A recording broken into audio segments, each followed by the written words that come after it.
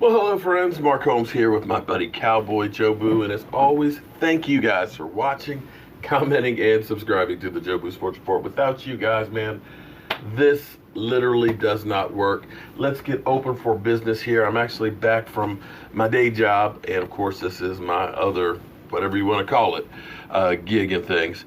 And I got to run out and go to DMV. Oh, God, I hate going to DMV. But then I'll be getting ready for tonight's live streaming as well as building up for our Dallas Cowboys game come Saturday night against the Los Angeles Rams. And man, what I wouldn't do to get there. Here's the power of the Dallas Cowboys. The lowest playoff tickets for the Rams game were $160 before the missed field goal last night by the Bears.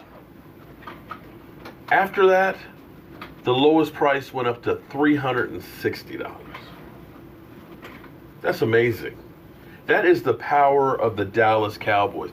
That took that game from being, it's a playoff game, big deal. Who cares about the Bears coming to town or, whatever. The fact that it's the Cowboys, oh my God. That kind of makes you think, if there is a conspiracy theory out there about the NFL, you got to believe that the NFL is going to see those kinds of numbers and think about what it would be like if the Eagles with Nick Foles, think of the storyline, Nick Foles brings the Eagles back from the brink of elimination and then proceeds to go on a second run towards the Super Bowl, showing down with the Dallas Cowboys in the NFC Championship game, and then the Dallas Cowboys would go on to the Super Bowl and have Tony Romo calling the game? Now, I've been told, mainly because I've got a voodoo doll, that I am a little crazy, but you couldn't ask for more, could you? Am I wrong on that? No. Or the other plot would be, if the Cowboys win and the Saints win, the rematch of those two.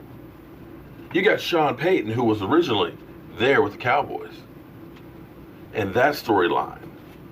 There's so many subplots that are in here that are great for TV. Because think about this. I believe, I don't have the exact number, and somebody can look it up for me, but of the top 10 most watched games, I can guarantee you more than half of them are Dallas Cowboy games. Without a doubt. They are the most watched, the most popular, the most valued franchise. And after being beat down for so long, I guarantee that the NFL's thinking, man, maybe we need to cash in on this. So one of my guilty pleasures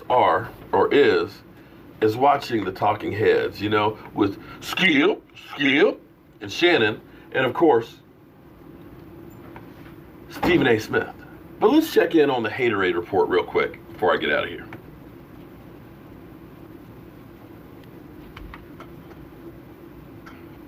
Or in credit card debt, unsecured loan debt, collection debt, and... Messed that one up, didn't I? Let's try this one more time.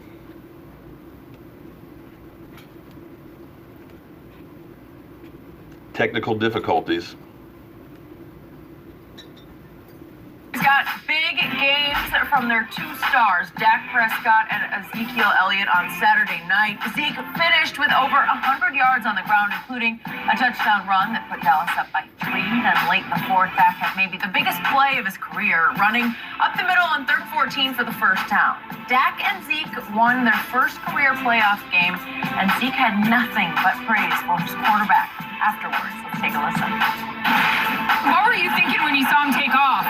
It's simple. You're a grown-ass man. That's what it is. That's how he played today, and he led us to this win. I feel like I'm a grown-ass man just in general, so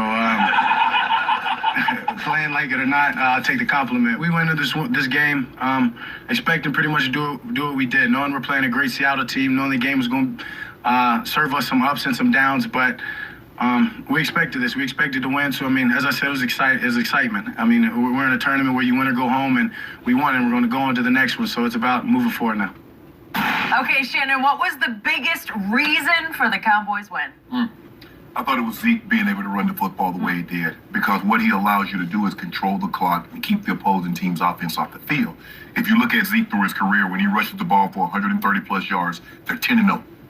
He got to 120, he got to 137.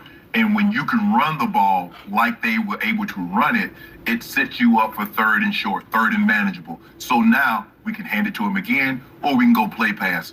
And so I thought Zeke running the football, now there's enough credit to go around, but if you ask me, the one thing that the Cowboys must do to continue this role that they're on is Zeke has to continue to run the football. Yeah, their defense did an unbelievable job. They choked off the run. The number one running team had very minimal rush yards. And if you take away that 28-yard run by Penny in the third quarter, the other carries were 23 for 45. The Cowboys said, look, we refuse to let you run the ball in between the tackles. They did a lot of pinching their ends. You see DeMarcus Lawrence get a lot of tackles for losses. Gregory did the same thing. But when Russell kept the ball, he was scot-free around the end. I'm surprised, Skip, they didn't run that more. They didn't put the ball in Russell and say, instead of sitting back here throwing it, maybe you run the ball a little bit more. But I thought Zeke being able to run the football, being able to control the clock, control tempo, I thought was the very key to them winning. Because if you look at Dak, and Skip, you love, Skip. Oh, Dak, he was this and he was that. Have I spoken? I haven't said a word yet. No. How do you know what I'm going to say? Because I just know you. Yeah. Dak was 22 of 33, 226, one touchdown, one interception. Huh. Okay.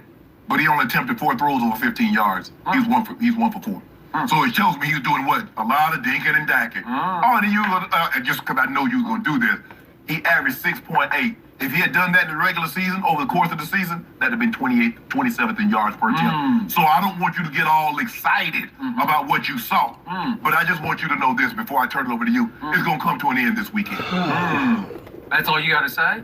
Wait a minute. Ask me, have we heard this before, that it's all going to come to an end? Because what they seem to do is they seem to keep moving the bar week after week. Shallow Hal over here, who commented on one of these videos and stuff, remember they were saying you're going to be one and done. That's it. You guys are going to be the disgrace to the playoff format. The Dallas Cowboys are the worst team in the playoffs. Isn't that what they said last week? Isn't that what they've been saying all season? Yet somehow, some way, we still continue to play. So now it's going to come to an end next week. Skip. Simple as that? It was Zeke. I keep telling you, Zeke is how they butter their bread. Zeke is how they eat. And now, let me tell you, because now it ain't good enough to do this. He started doing it with 2 hands. He's like beaming. Yeah, he double-fisted it. He double-fisted it. He eats with 2 hands. Yeah! Notice that. You know what? See, this is the kind of bull crap that starts all the haters out there. See, you guys seem to believe that it's only the freaking quarterback that does everything. And if the quarterback ain't doing nothing, you ain't winning this, that, and the other. First of all, it's a team sport. Zeke can eat all the hell he wants, but if the defense doesn't stop somebody, you ain't winning. If the quarterback on 3rd down and 14 doesn't make a 16-yard play going to the 6-inch line, it don't matter how much Zeke was eating. You lose. It's a team sport, and this is a team. So let me go back to this hating ass. So, here we go again. Okay. You just won't give it up. You just won't give in to what I've been trying to explain to you from day one on this show. The Dallas Cowboys go as number 4 Stop goes. it. They go as Dak Prescott goes. He is the heartbeat of this football team. He is the alpha. You mean the guy's jersey that you threw in the trash, now you're saying that he is the heartbeat of the team? The heart, the soul, and the team goes as he goes? So why'd you throw stuff in the trash then? He is the leader. He is the driving force, and he has turned into one of the great playmakers in this league today. Yeah, but I'm not arguing anything that you said, that he's the heartbeat, that he's the leader. Oh, I'm not arguing that. So let's look at what really happened here. When Russell Wilson and company, and I have the highest respect for Russell Wilson, because you want to talk about making plays. He made 3 throws in that game where I just sat back and said, that's just too good. You know, he made blind throws with blitzers right in his face, and he just threw rainbows to Doug Ball. You know what? Instead of listening to all this crap, I'm done. I think I'd rather go to DMV right now and listen to the numbers being called and wait for my number. Because you know what? I'm sick and tired of all these people that keep doubting over and over and over. You tell them how you feel, you tell them how things are going to go, yet day after day, week after week, they continue to doubt and disbelieve.